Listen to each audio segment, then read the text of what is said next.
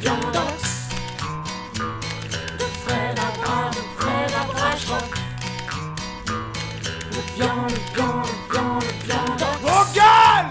Je commence! C'est une exclusivité Mediapart. Margaret Thatcher est vivante et vit à Londres, en Angleterre. Dans n'importe quel autre pays du monde, elle se serait fait lyncher dans la rue. Pas en Angleterre. L'anglais est flegmatique. L'anglais est décontracté.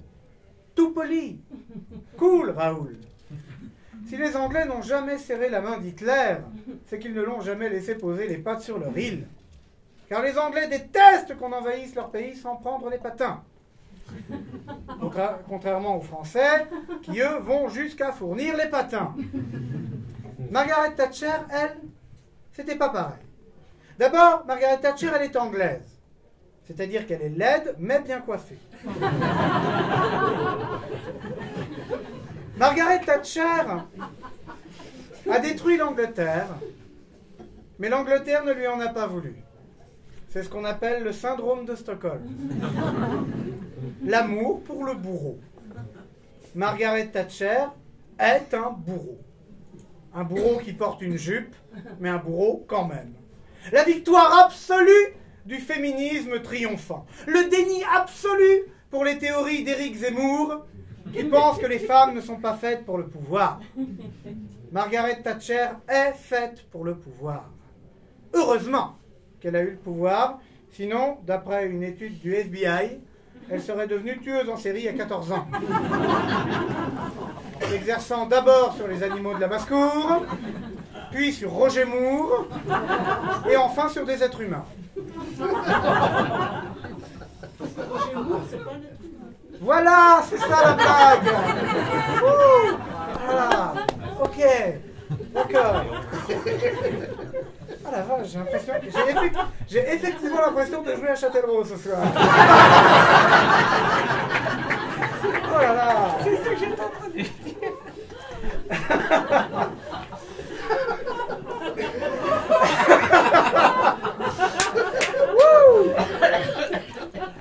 Le FBI a calculé que si Margaret Thatcher n'avait pas accédé au pouvoir, la population du Royaume-Uni aurait baissé de 20% sur 10 ans, car le sang appelle le sang. À la place, c'est les Irlandais et les Malouins qui ont morflé. On ne peut pas tout avoir. À ce propos, Margaret Thatcher tient à dissiper un malentendu en direction des militants intégristes catholiques de Civitas, qui ont balancé des tomates pourries et des capotes usagées sur le passage de son cercueil vide. Donc, Margaret Thatcher n'était absolument pas une militante lesbienne. Ce qu'elle a mené, c'est la guerre des Malouines, pas la guerre de Magouine, gros tas de con. C'est bien joli de se masturber frénétiquement avec un crucifix entre deux manifs, mais ça rend sourd. Reprenons. Vous l'avez compris, celle-ci? Je peux la refaire sinon. Margaret Thatcher est vivante et vit à Londres. Même les médias, habituellement si complaisants, n'ont pu dissimuler combien cette femme était haïe. Le responsable d'un syndicat anglais a même dit en substance « Bon débarras, pour fêter ça, je fais péter une roteuse. » Et ouais, une roteuse. Une bière, quoi. Grâce à Margaret, les syndicats ne peuvent même plus se payer le champagne les jours de fête. Prenez votre temps. Qu'a créé Margaret Thatcher? Rien. Elle a retiré les allocations chômage aux plus pauvres en échange de rien. Elle a laissé crever des indépendantistes irlandais en échange de rien. Alors que les privés de bière et de baston pendant 10 jours auraient été une punition largement suffisante pour les Irlandais. Elle a fait la guerre pour rien, pour tuer. Elle a laissé pourrir les grèves pour rien. Si, elle a tout pris à ceux qui n'avaient rien, pour le donner à ceux qui avaient déjà tout. Le thatcherisme, c'était Dickens plus l'électricité. En façon de parler. Parce que le plus souvent, le thatchérisme, c'était la misère moins l'électricité. Parce que ça suffit de vivre dans le luxe. Ronald Reagan, son épigone américain, avait l'excuse d'être bête et de plus frustré par une filmographie défaillante. Thatcher est intelligente, une intelligence froide, une calculatrice sur pattes. On a presque envie de parler de génie du mal. Comme le disait Robert Desnos dans La complainte de Fantomas, user aussi mal son temps quand on est intelligent. Margaret Thatcher est vivante et vit à Londres. Dans les débats à cacahuètes de fin de journal télévisé, on replace sa frange en disant « Mais alors, est-ce que Thatcher a gagné finalement ?» Et les spécialistes de répondre « Non, non, elle a perdu, puisque c'est la crise. » Argument spécieux, votre honneur. Les gens comme Thatcher, les gens comme Reagan, les ultralibéraux, comme on les appelle, car il y en a encore, ne vivent que pour la crise.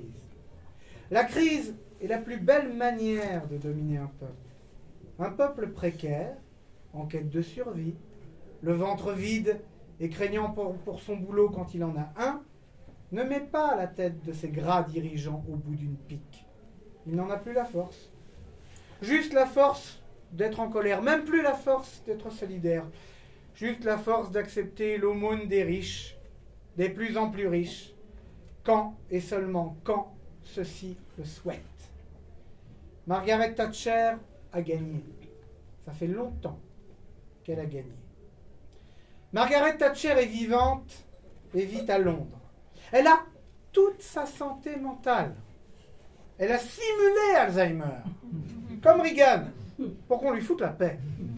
Pour pas que des petits rigolos de reporters viennent lui mettre le nez dans son caca pendant sa retraite, ou pour éviter qu'un chômeur désespéré vienne lui mettre une bastos par inadvertance.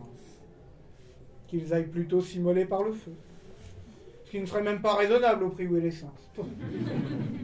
Néanmoins, Margaret assume tout. Quand on hait, on a toujours raison. Le cœur n'est plus là pour vous contredire. Margaret Thatcher est vivante et vit à Londres. Ce matin, déguisée en Miss Marple, elle est allée s'acheter des légumes chez l'épicier. Elle a trouvé que les légumes étaient bien chers, que le service était bien long, et que ce jeune Pakistanais pourrait aussi bien être remplacé par un automate. Elle se promet d'y réfléchir. Margaret Thatcher est vivante et vit à Londres.